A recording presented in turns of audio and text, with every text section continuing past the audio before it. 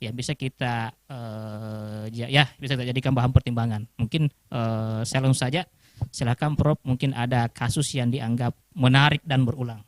Ya, Ya baik, terima kasih para pemirsa yang insya Allah dimuliakan oleh Allah Subhanahu Wa Taala.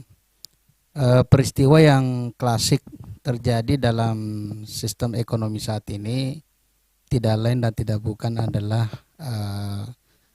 hampir seluruh atau setiap perkembangan sejarah.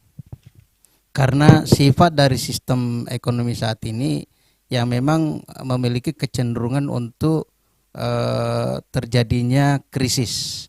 Ya, kalau kita lihat dalam rentang sejarah, peristiwa krisis terjadi itu pada tahun 1929 misalkan ya, di mana di situ terjadi gelembung saham yang pecah menyebabkan ekonomi runtuh, bahkan menyebabkan terjadinya depresi besar ya, yang memicu terjadinya krisis ekonomi global yang sangat parah di antara tahun 1929 sampai dengan tahun 1939.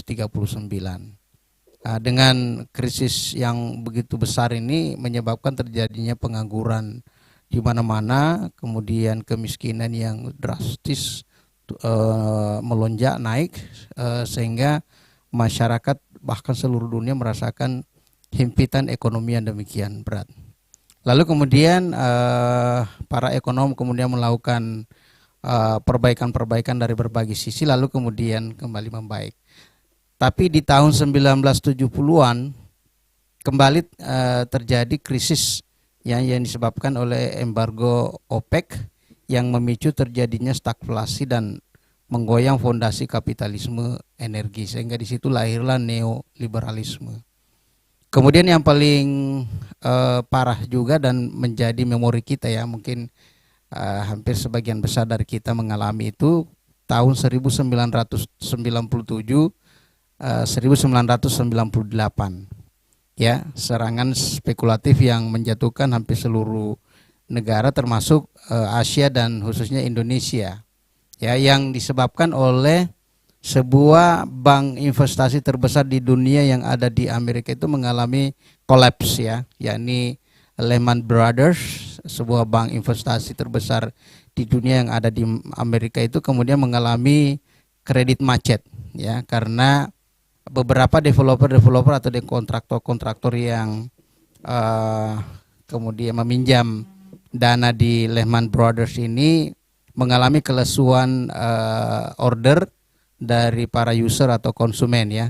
Memang pada waktu itu terjadi titik jenuh konsumsi properti oleh masyarakat Amerika waktu itu, sehingga properti-properti yang telah dibangun oleh para developer itu tidak laku ya, sehingga terjadi krisis macet yang menyebabkan Lehman Brothers ini juga mengalami kekacauan finansial, lalu kemudian memicu terjadinya krisis ekonomi di Amerika. Ya, namanya Amerika ini kan sebagai kampium kapitalisme ya, sehingga dia memberikan efek domino terhadap hampir seluruh negeri yang ada di bumi ini ya secara globally, lalu kemudian mempengaruhi krisis ekonomi termasuk di Indonesia.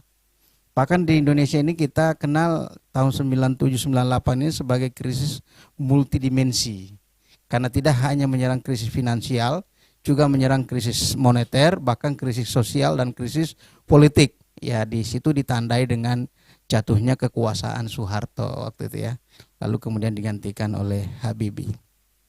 Lalu kemudian dilakukan recovery sampai kemudian masuk tahun 2000 terjadi perbaikan, tetapi tahun 2008 ya terjadi lagi ya krisis di Indonesia ya, yang disebabkan oleh kredit subprime yang meledak. Beberapa bank itu mengalami kolaps, lalu kemudian antisipasi pemerintah dengan melakukan bailout dan quantitative easing ya, sehingga bisa kita menyimpulkan bahwa terjadinya krisis ini secara berulang-ulang itu bukan mitos ya, tetapi itu dampak dari pemberlakuan sistem ekonomi kapitalisme yang dikenal dengan gelembung atau Bible ekonomi, yang seperti gelembung atau seperti balon yang kelihatan ada pertumbuhan, tetapi sesungguhnya pertumbuhan itu semu Kalau kita melihat balon itu membesar tetapi di dalamnya kosong, ya hanya diisi oleh udara atau ruang hampa saja, sehingga tidak ada ekonomi real yang terjadi, ya.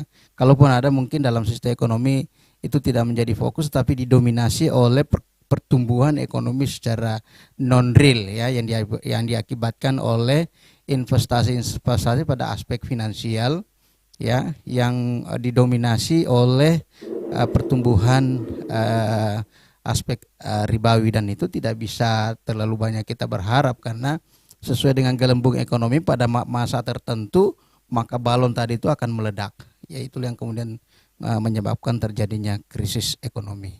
Ya, saya kira itu mungkin sebagai pengantar, ya. Baik, terima kasih Prof atas pemaparannya, ya. Jadi intinya saya melihat bahwa terjadi berulang kali krisis, Prof, ya. 1929 sampai 39, 97, 98, 2008. Ya, di tahun 97, Prof, saya juga turut merasakan, Prof, krisis itu. Walaupun dalam versi anak-anak, Prof, karena saya kaget pada saat itu. Mau beli kerupuk, Prof, yang awalnya 100 rupiah itu banyak bisa beli mie itu sekian biji. Pas saya kan enggak tahu krisis. Pas belanja ternyata cuma dapat 1 atau 2, Prof, sehingga cukup mengagetkan. Itu bayangan saya waktu anak kecil. Ternyata setelah dewasa lebih berat lagi rasanya, Prof. Ya, sedikit lagi tambahan, ya, silakan. Karena ini kita berbicara terkait dengan refleksi tahun 2025, maka beberapa peristiwa-peristiwa ekonomi juga yang terjadi di 2025 itu yang memperburuk keadaan ekonomi kita, ya. Seperti terjadinya pelemahan rupiah terhadap dolar, ya, bahkan sampai menyeberang ke tahun 2026 ini hampir menembus 17.000 per 1 US dollar, ya. Kemudian angka intervensi fiskal, ya, terutama dari aspek utang negara kita ini yang kini menembus hampir 10.000 triliun. Tentu ini angka yang sangat tinggi, yang dirasakan sangat berat untuk dilunasi, ya. Terlebih lagi kalau kita nanti bicara dari perspektif agama, ya, nanti akan mungkin disampaikan oleh Pak Kiai. Di sana ada bunga pinjaman yang harus kita bayar, dan itu besarannya sampai 33% dari pendapatan dan belanja negara. Itu nilainya sangat besar, ya. Belum lagi kalau kita lihat dari aspek keharaman riba itu, Pak, ya. Kemudian biaya hidup meningkat, ya, di mana biaya pendidikan di tahun 2025 mengalami peningkatan baik di perguruan tinggi negeri maupun di perguruan tinggi swasta. Begitu juga dengan biaya kesehatan yang semakin lama semakin mahal. Ya, saya kira ini semua merupakan petunjuk kepada kita bahwa betapa sistem ekonomi yang kita adopsi sekarang ini menghasilkan krisis yang berulang-ulang, lalu kemudian memberikan dampak negatif terhadap kehidupan masyarakat. Ya, saya kira itu. Terima kasih, Prof, atas informasinya. Kami lanjut ke panelis yang kedua, Pak Sulaiman.